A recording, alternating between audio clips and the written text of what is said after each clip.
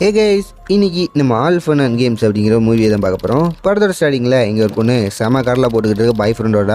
இந்த பொண்ணோட பேர் பில்லி. இவங்க பில்லியோட அம்மா, அவங்க கூட இருக்கிறது பில்லியோட அங்கிள். அதுக்கப்புறம் பில்லிக்கு 2 பிரதர்ஸும் இருக்காங்க. மார்க்கஸ் பில்லியோட அண்ணன், அதே மாதிரி ஜான் பில்லியோட தம்பி. மார்க்கஸ் ஜானும் சைக்கிள் எடுத்துகிட்டு சண்டே வெக்கேஷன் அப்போ ஊரூரா சுற்றிக்கிட்டு இருக்காங்க. அப்பா போச்சு காட்டுக்குள்ள ஒரு பழைய வீட்டை ஒன்று பார்க்குறாங்க. ஜானும் வீட்டில் தான் யாரும் இல்லை, என்னை உள்ளே போயிட்டு பார்ப்போம் அப்படின்னு வீட்டுக்குள்ளே இறங்குறான். அங்கனக்குள்ளே ஒரு அடுப்பு மாதிரி ஒன்று சம்திங் ஏதோ பார்க்குறான். அதுக்கு வெளியே ஒரு சாக்கு மாதிரி சுற்றி ஒரு கத்தி ஒன்று ஒழிச்சு வச்சுருக்காங்க. இவனுமே இந்த கத்தியை பார்த்துட்டு கத்தியோட எஜஸில் எலும்பு கூடு மாதிரி இருக்கும். அண்ணன் கையில் கொடுத்துட்டு என்னடா இது அப்படின்னு பேசிக்கிட்டு இருக்க நேரத்தில் பக்கத்துலேயே ஒரு புக்கு இருக்கும். அந்த புக்கை வாசிக்க ஆரம்பிக்கிறாங்க. 2 லெட்டர் கூட வாசிக்கல. புக்கை தூக்கி ஓரம் போட்டு வா வீட்டுக்கு போவோம் அப்படின்னு அண்ணங்காரன் தம்பிக்காரனை கூப்பிட்றான். தம்பிக்காரனில் மட்டும் ஜன்னல் வழியே ஏதோ ஒரு பொண்ணு வாய்ப்புல ரத்தம் வடிகிற மாதிரி முறைச்சி ஜானி பார்த்துக்கிட்டு இருக்க. மார்க்கஸ் எட்டி பார்க்க அங்கே யாருமே இருக்க மாட்டாங்க. ஜானும் மார்க்கஸ் தெரியாம அந்த கத்தியை பைக்கில் தூக்கி போட்டுக்கிறான். மார்க்கஸும் உனக்கு என்னடா ஆச்சு, எதுவும் ப்ராப்ளம் இல்லையே அப்படின்னு பேசிக்கிட்டு இருக்கும்போது திருப்பியும் ஜானோட கண்ணில் அந்த பொண்ணு படுது. அதாவது அந்த ஆத்மா வந்து ஜான் கண்ணில் படுது. அங்கே யாருமே இருக்க மாட்டாங்க. அதனால மார்க்கஸ் திருப்பியும் வீட்டுக்கு வந்து கூட்டு போய்கிட்டு இருக்கான். மார்க்கஸுமே தூரத்தில் ஒரு 2 பசங்க நிற்கிறத வந்து பார்த்துடுறான். ஜான் கிட்ட அவங்க என்ன பேசினாலும் அமைதியை வீட்டுக்கு போயிடுவோம் அப்படின்னு பேசிக்கிட்டு இருக்கும்போது அந்த 2 பசங்க என்ன பேசுகிறாங்கன்னா பில்லியை பற்றி தப்பாக பேசுகிறாங்க.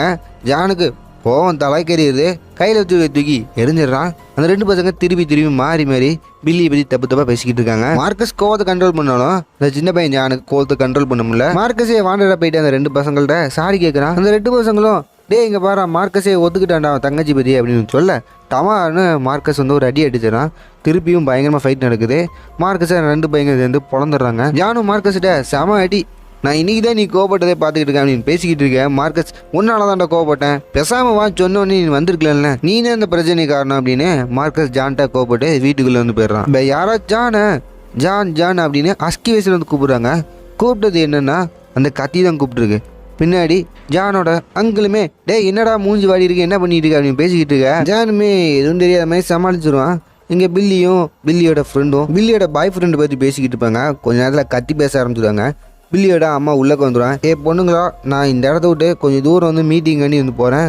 வீட்டிலேருந்து 6 மணிக்கு மேலே யாரும் வெளியே போகாதீங்க அப்படிங்கிற மாதிரி பேச பில்லியும் அம்மா நீ நைட்டு பாட்டிட்டு இருக்கலாமா, என் ஃப்ரெண்ட்ஸு கூட நைட் அங்கே தான் போகிறான்னு பேசிகிட்டு இருக்க. பில்லியோட அம்மாவும் இந்த ஊரை பற்றி தெரியாதா, நீ எங்கேயும் போகக்கூடாது அப்படின்னு அண்ணங்காரன்ட்ட சொல்லிட்டு போயிடுறாங்க. திருப்பியும் பில்லிக்கும் பில்லியோட அம்மாவுக்கும் வாக்குவாதம் நடந்துக்கிட்டே இருக்கும். நான் அந்த பாட்டிக்கு வந்து போவேன், எதுக்கு போகக்கூடாதுன்னு சொல்லிக்கிட்டு இருக்கீங்க அப்படின்னு வந்து பேசிக்கிட்டு இருப்பாங்க. உண்மையிலே அவங்க ஏன் போகக்கூடாது அப்படின்னு சொல்லுவாங்கன்னா இந்த ஊரே ஒரு சபிக்கப்பட்ட ஊர் அப்படின்னு வந்து அவங்க அம்மா சின்ன வயசுல இருந்தே அந்த கதை ஸ்ப்ரெட் ஆகிக்கிட்டே இருந்திருக்கும். இப்போ பொண்ணு பில்லியும் போகக்கூடாதுன்னு சொல்லிக்கிட்டு இருப்பாங்க. இங்கே அந்த கத்தி திருப்பியும் ஜானை கூப்பிட்டுக்கிட்டே இருக்கு. இங்கே பில்லிக்கும் ஜான் சம்திங் ஏதோ அன்யூஷுவலாக வந்துருக்கான். உனக்கு எதுவும் பிரச்சனையா அப்படின்னு பில்லி கொஞ்ச நேரம் பேச்சு கொடுத்துக்கிட்டு இருக்கா ஜான் கிட்ட. இப்போ ஜான் கிட்ட வாண்டடா இந்த கத்தி தான் வந்திருக்கும். இந்த கத்தி தான் ஊர் மக்கள் எல்லாரும் பயந்துக்கிட்டு இருக்கிற அந்த சபிக்கப்பட்ட கத்தி. சரி, இங்கே மார்க்கஸும் அவன் ரொம்ப மைண்ட் அப்செட்டாக இருந்தா ட்ரம்ஸ் வச்சுக்கிட்டு இருப்பான். ஜான் மார்க்கஸ் 2 பேருக்கும் ஒரே ரூம் தான். ஜான் ரூம்குள்ள வந்தோடனே மார்க்கஸ் இருந்துச்சு வெளியே போயிடுறான். ஜான் அந்த கத்தி வந்து ஒளிச்சு வச்சிருப்பான் இல்லையா, அதை எடுத்துட்டு கரியாக இருக்கும் அதை ப்ரெஷ்ஷை போட்டு க்ளீன் பண்ணுறான். அதில் வந்து ஒரு வார்த்தை இருக்குது, ஐ want play I won't quit. அதாவது நான் விளாட ஆசைப்பட்றேன், நான் விளாட நிறுத்த மாட்டேன் அப்படிங்கிற மாதிரி எழுதியிருக்கோம். இந்த கத்தி சாதாரண கத்தி கிடையாது. கிட்டத்தட்ட ஒரு 200 வருஷமாக பல உயிர்களை கொன்று கூச்ச கத்தி. இந்த கத்தினால் இறந்த எல்லா ஆத்மாவும் ஜான் கண்ணு முன்னாடி வந்து நின்றுக்கிட்டு இருக்கோம். ஜானுக்கு நடக்கிறதெல்லாம் உண்மையாக பொய்யா அப்படின்னு தலையை வெடிக்கிற அளவுக்கு மண்டை குழம்பியே இலைவான். மூஞ்செல்லாம் கழுவுறான். திருப்பி அந்த கத்தி அஸ்கி வயலில் ஜான் அப்படி கூப்பிட்டு இருக்கோம். கத்தியோட இன்னும் சைடில் இருக்கிற கறியை தொடச்சி அதில் சம்திங் ஏதோ சாத்தான் அப்படிங்கிற மாதிரி ஏதோ எழுதியிருக்கும். அதை படிக்கிறான். அந்த இடத்துக்கு மார்க்கஸ் வந்திருப்பான். காலையில் ஜான் கிட்ட மார்க்கஸ் கோவப்பட்டு பேசியிருப்பான். அதுக்காண்டி மார்க்கஸ் இப்போ சாரி கேட்குறான். அது மட்டும் இல்லாமல் ஜான் ஏதோ வித்தியாசமாக அன்யூஷுவலாக வந்து இருக்கான். அதையும் மார்க்கஸ் நோட் பண்ணுறான். உனக்கு எதுவும் பிரச்சனையா அப்படிங்கிற மாதிரி பேசிக்கிட்டு இருக்க. பில்லி ஒரு புது படத்தை டிவியில் போட்டு சவுண்டை கூட்டிப்பா. இங்கே மார்க்கஸும் ஜானை கூப்பிட்டு படத்தை பார்ப்போம் அப்படின்னு கீழே கூப்பிட்டு வந்துடுறான். இங்கே ஜானோட ஃபேஸு எல்லாமே வந்து பார்த்தோன்னா டோட்டலாக வித்தியாசமாக இருக்குது. இதை பில்லி நோட் பண்ணிட்டு உனக்கு என்ன தான் பிரச்சனை, ஏன் இப்படி இருக்க இந்த மாதிரி கேட்டுக்கிட்டு இருக்க. இங்கே ஜான் கொஞ்சம் கொஞ்சமாக அந்த ஆத்மாவோட கண்ட்ரோலுக்குள்ளே வந்து போய்கிட்டு இருக்கான். இங்கே பில்லியும் சோஃபியாவும் அவன் பாய் ஃப்ரெண்டை பற்றி தான் பேசிக்கிட்டு இருப்பாங்க. அதனால வீட்டோட கதவை யாரோ தட்டுறாங்க. மார்க்கஸும் பீர் பாட்டில் எடுத்துகிட்டு எவன்டாது அப்படின்னு கதை ஓப்பன் பண்ணி பார்த்தா பில்லியோட பாய் ஃப்ரெண்டு. இங்கே பில்லி வெளியே போயிட்டு முத்தமலையை பொழிய ஆரம்பிச்சிடறாங்க. சரி ஓகே இதெல்லாம் பார்க்க முடியுது அப்படின்னு மார்க்கஸும் கதை போட்டு உள்ளே வந்துடுறான். இங்கே ஜான் கொஞ்சம் கொஞ்சமாக அந்த ஆத்மாவோட பிடியில் வந்து சிக்கிக்கிட்டு இருக்கான். பில்லியோட பயப்படணும், ஏன் ஜான் இப்படி முறைச்சிக்கிட்டே இருக்கான் அப்படிங்கிற மாதிரி வந்து கேட்டுக்கிட்டு சிரிச்சுக்கிட்டு இருப்பாங்க. அதே நேரத்தில் பில்லியோட அங்கிளுமே அந்த இடத்துக்கு வந்து வந்திருப்பாரு. என்னென்னா பில்லியோட அம்மா தான் பசங்களாம் வெளியே போயிடக்கூடாது அப்படின்னு அவங்க அங்கிளை வந்து பார்த்துக்கிட்ட சொல்லி அனுப்பிச்சி வச்சுருப்பாங்க. இவங்களுக்கு தெரில பிரச்சனை வீட்டுக்கு வெளியே இல்லை வீட்டுக்குள்ளே தான் அப்படின்னு. ஜான் டோட்டலாக அவனோட கண்ட்ரோல் வந்து இழந்துட்டான்.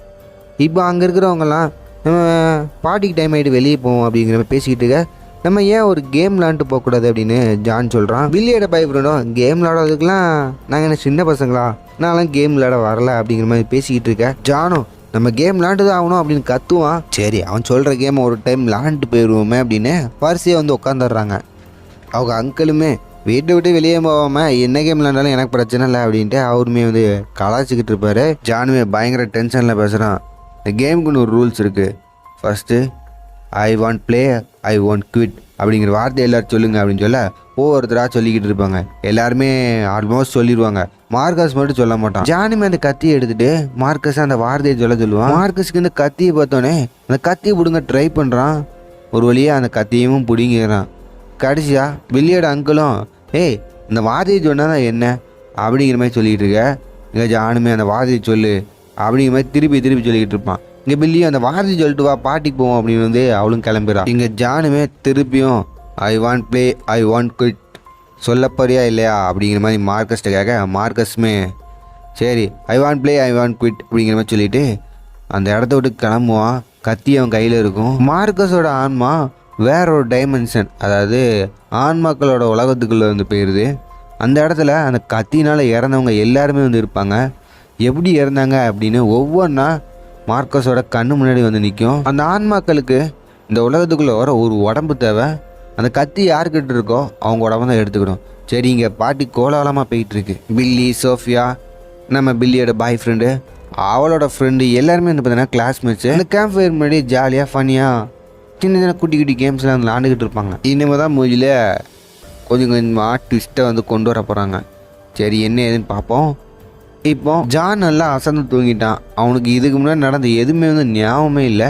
கத்தி கட்டில்களில் இருக்கும். இப்போதைக்கு அந்த ஆத்மா மார்க்கஸ் தான் தேர்ந்தெடுத்துருக்கு. மார்க்கஸுமே ஜான் போலயே பைத்தியம் முடிஞ்ச மாதிரியே கண்ணாடி முன்னாடியே பாத்ரூமில் நின்றுக்கிட்டு இருப்பான். வெளியே இருந்து ஜானுமே கத்திக்கிட்டு இருப்பான். ஜான் கத்துறது எதுவுமே மார்க்கஸுக்கு கேட்காது. ஏன்னா மார்க்கஸோட ஆத்மா அந்த ஒரு சபிக்கப்பட்ட கத்தியில் மாட்டிக்கிருக்கு. மார்க்கஸ் அவனோட நெத்தியில் அவனுக்கு எக்ஸ் மார்க் வந்து போட்டிருப்பான். இது அந்த ஆத்மா தான் பண்ண வச்சுருக்கோம். அந்த இடத்துலேருந்து மார்க்கஸ் வெளியே வரான். ஏன் இப்படி பண்ண அப்படின்னு ஜான் கேட்க, விளையாட்ட ஆரம்பிக்கலாமா அப்படிங்கிற மாதிரி கேட்கான். ஏன்னா இப்போ இவங்க எல்லாருமே ஐ want play I want quit அப்படிங்கிற மாதிரி சொல்லியிருப்பாங்க. இவங்க எல்லாருமே அந்த கேமுக்குள்ளே தான் இருக்காங்க. ஜானுமே பயந்து அடிச்சுட்டு அவங்க மாமா கிட்ட வந்து போயிருப்பான். அவங்க மாமாவும் ஏய் என்னடா பண்ணுற, நெத்தியில் என்னடா தழும்பு அப்படிங்கிற பேசிக்கிட்டு இருக்க. மார்க்கஸ் அவன் சொந்த மாமாவே தூக்கு கயிறில் தூக்கு போட்டு சாகடிச்சிடறான். இங்கே ஜான் கதறி அழுக ஆரம்பிச்சிருவான். இங்கே பில்லியோட ஃப்ரெண்ட்ஸுங்க எல்லாருமே நல்லா சரக்கப்பட்டு செம என்ஜாய் பண்ணிக்கிட்டு இருப்பாங்க. பில்லியும் சோஃபியாவும் மட்டும்தான் தனியாக உட்காந்துருப்பாங்க. சோஃபியா ஏய் பில்லி உன் பாய் ஃப்ரெண்ட் கூட இருக்காம ஏன் கூட வந்து உட்காந்துருக்க அப்படிங்கிற மாதிரி கலாச்சிக்கிட்டு இருப்பா.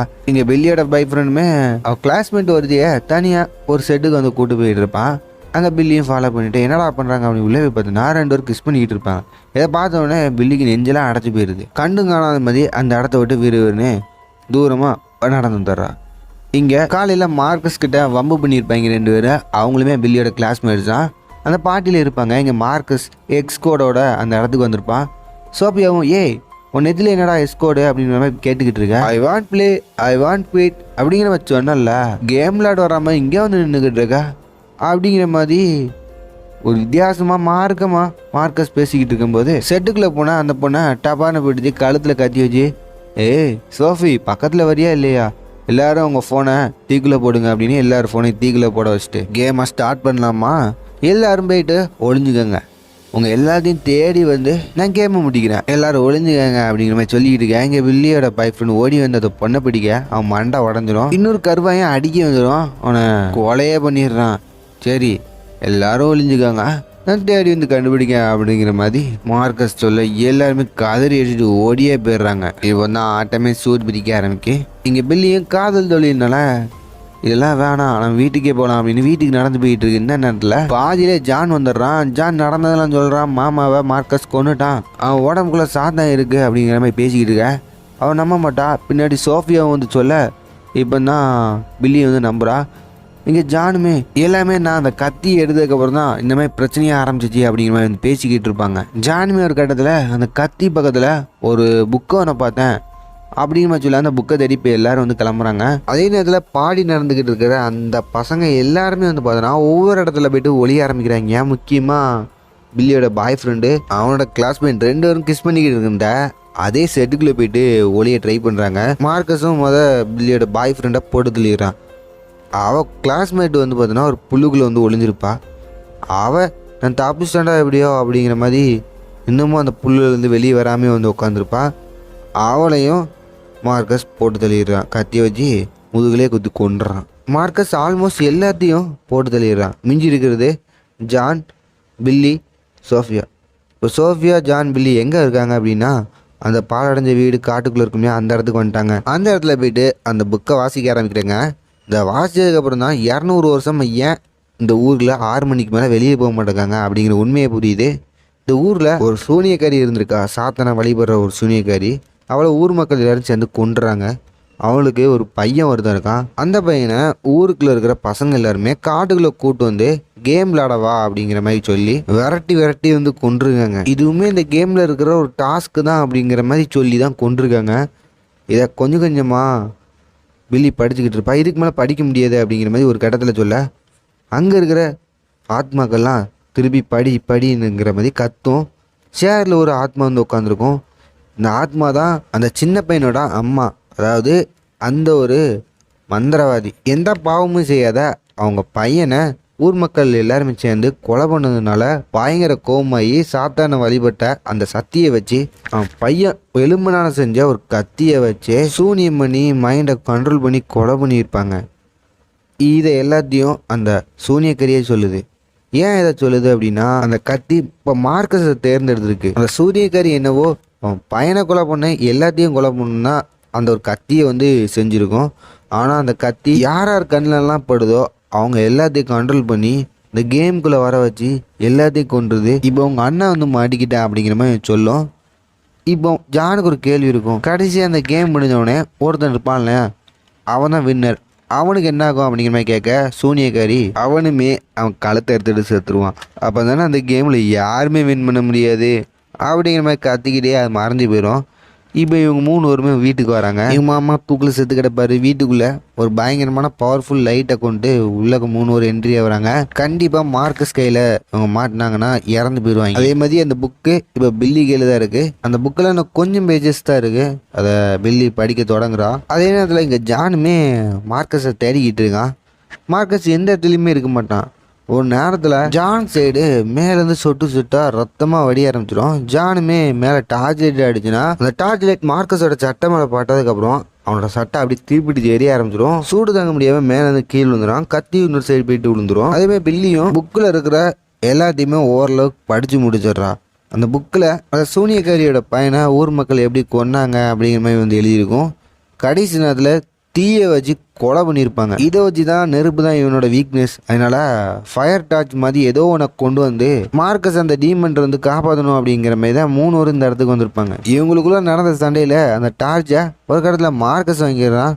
சோஃபியா மேலே அந்த டார்ச் அடிக்க அவன் மேலே தீப்பத்தி எரிஞ்சிடும். இங்கே பில்லியுமே அந்த புத்தகத்தோட கடைசி பரியில் வந்து படிக்க ஆரம்பிக்கிறான்.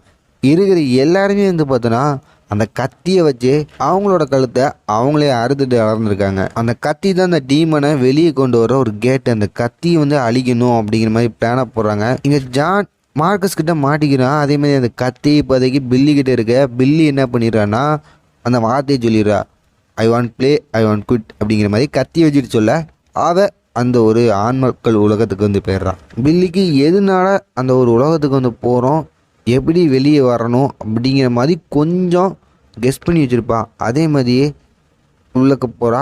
உள்ளக்க அவளை சுற்றி எல்லா டீமன்ஸும் இறுக்கி பில்லியோட கையை பிடிச்சிருதுங்க.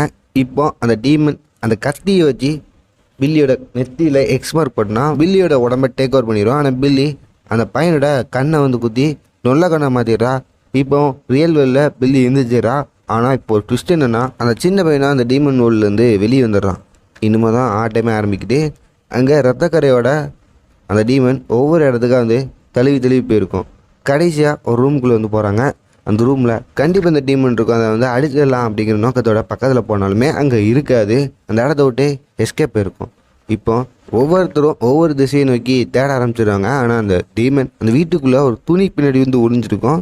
இதை பில்லி நோட் பண்ணிடுறா. அதே நேரத்தில் மார்க்கஸ்னால ஏகப்பட்டவர் வந்து இறந்துருப்பாங்க. அதை நினச்சி மார்க்கஸ் வந்து ஃபீல் பண்ணிக்கிட்டு இருப்பான். ஜானும் முடிஞ்ச அளவுக்கு சமாதானம் பண்ணி பார்க்கான். ஆனால் அதில் பில்லிக்கு அதில் சவுண்ட் வந்து கேட்க என்னென்னா பில்லி அந்த டீமன் அட்டாக் பண்ணிக்கிட்டு இருக்கோம். மார்க்கஸ் வந்து முடிஞ்ச அளவுக்கு தடுக்கணும் அப்படின்னு பார்க்குறான். ஆனால் மார்க்கஸையும் அந்த டீமன் வந்து அடிச்சு போட்டுருது. இங்கே ஜானுமே அவனை விட்டுட்டு முடிஞ்ச என்கிட்ட வந்து மோது அப்படிங்கிற மாதிரி ஜான் சொல்ல அங்கே டீமன் பயங்கர கோவத்தில் ஜான் அட்டாக் பண்ண வரும். ஜான் கையில் அந்த டீமன் உடம்புல இருந்து அந்த எலும்பை வச்சு செஞ்சு அந்த கத்தி இருக்கும். அதை வச்சு டீமனை ஒரு குத்து டீமன் அப்படி அந்த இடத்துல சுருண்டு காத்தோட காத்தா மறைஞ்சு போயிடும். இப்போ இவங்களுக்கு இப்போ என்ன ஒரு பிரச்சனை வரும் அப்படின்னா மார்க்கஸ் உடம்புல இருந்த அந்த டீமன் ஏகப்பட்ட வந்து கொண்டிருக்கும். இப்போ எல்லாத்துக்கும் மார்க்கஸ் தான் வந்து பதில் சொல்லி ஆகணும். அடுத்த நாள் மார்னிங் ஆகுது.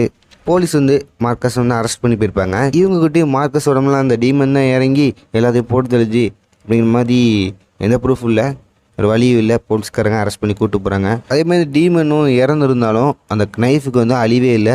எந்த இடத்துல இருந்து ஜான் அந்த கத்தி எடுத்தாலும் அதே இடத்துக்கு ரீப்ளேஸ் ஆகுது. அடுத்து எவன் அந்த கத்திக்கிட்ட மாட்ட போகிறான்னு தெரியல. இப்படிதான் இந்த படத்தை வந்து முடிக்கிறாங்க. இந்த படத்தை பற்றி என்ன நினைக்கிங்க மறக்காம வந்து கமெண்ட்ஸ் பண்ணுங்கள்.